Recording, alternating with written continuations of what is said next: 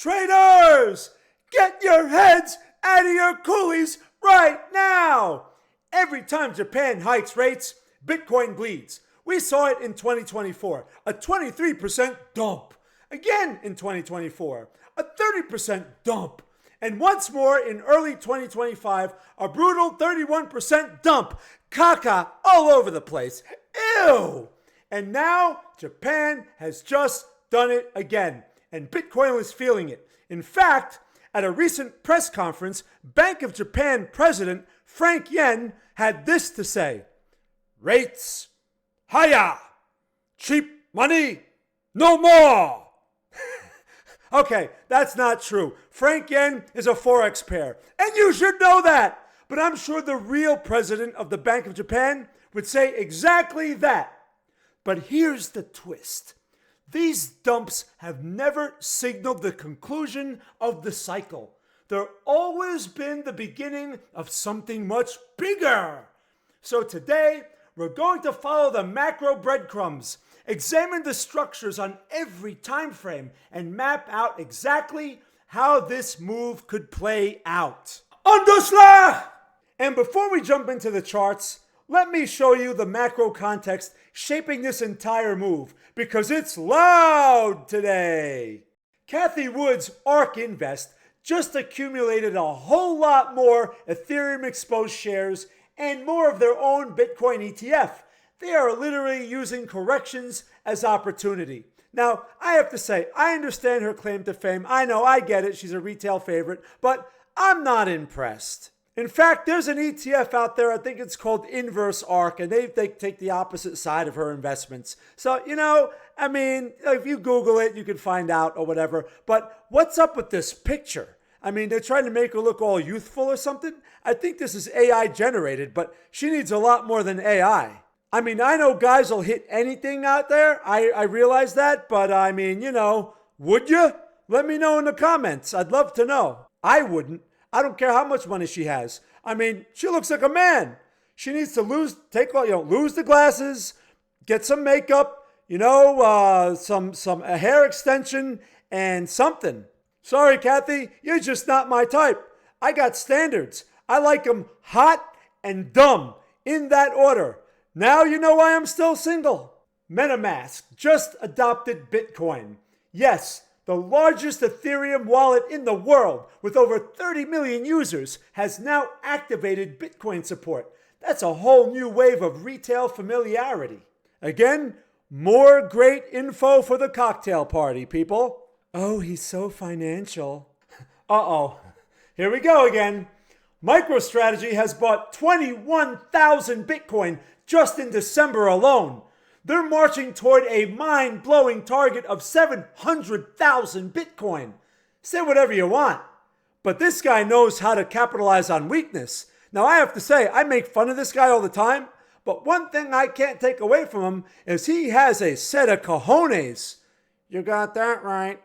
My wiener may be the size of a micropebble, but I promise you, I have balls the size of a dump truck. And when Bitcoin goes to 10 million trillion billion fillion, I'm going to dump it on you.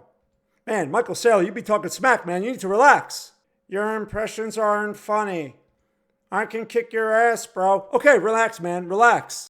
And finally, 14 of the top 25 US banks are rolling out Bitcoin products. That's not hopium. That's infrastructure being built while price is correcting. Macro is telling us one thing. This correction might feel heavy, but the foundations underneath have never been stronger. Now that's a very good point, because this type of situation where fundamentals are strong, but sentiment is bearish, that is the recipe for a buying opportunity. Let's start with the weekly chart.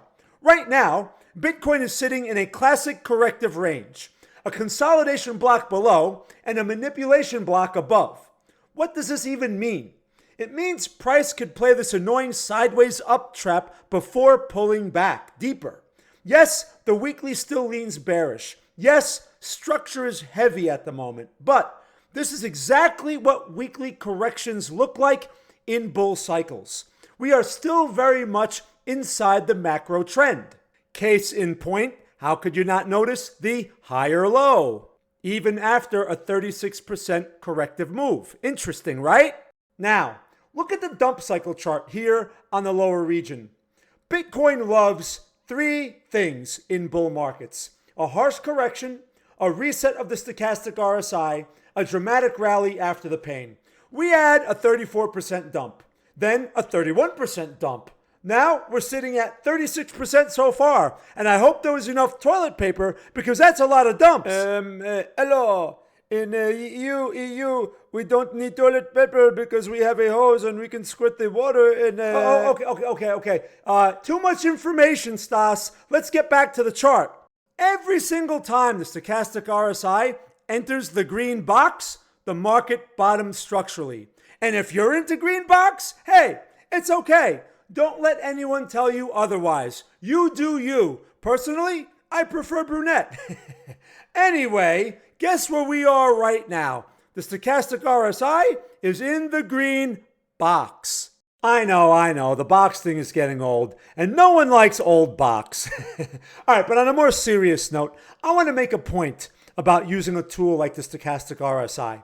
As a beginner, you may not realize that there are two thought frameworks when it comes to navigating the markets. On a professional level, there are analysts and then there are traders. These roles are not the same. But as a retail trader, you have no choice and must combine them, which is why no one tells you this. The analyst evaluates the market using tools like the stochastic RSI, which offers context. For example, let's just say this stochastic RSI was in the overbought region, okay? And let's just say there were other signals as well, like price levels and fundamental changes, etc. On a professional level, the trader receives this from the analyst and then can adjust his strategies by doing things like being more conservative with longs, being more aggressive with short setups, utilizing more aggressive profit objectives on shorts, more size on shorts, less on longs. You get the idea. As a retail trader, to be successful in this game, you have to be good at both roles. That's why it's beneficial to gather as much knowledge as possible, even if you don't understand how to implement it into your strategies now. This is why I'm presenting such a wide variety of techniques and perspectives on this channel. So if you are serious about this game, simply keep watching. Now, let's check out the 4-hour time frame. Nothing has changed. Nothing at all. Same demand block here on the bottom, right? Same two resistance layers here up at the top. It's the same story. If we reclaim the first resistance, we squeeze into 92, 93K quickly. If not, we revisit the demand zone and repeat the range. This is a trader's market on the 4-hour. Clean levels, clean reactions. Now the fun part, the 2-hour chart. Unlike the daily and weekly, the 2-hour is showing strength. We bounced perfectly from demand. We're forming higher lows and momentum is increasing. You can see it right here. Look at the green arrow. This is where the early reversal starts, if it's going to start. Reclaim 90K and everything shifts. And I just want to point out something on this 2-hour time frame.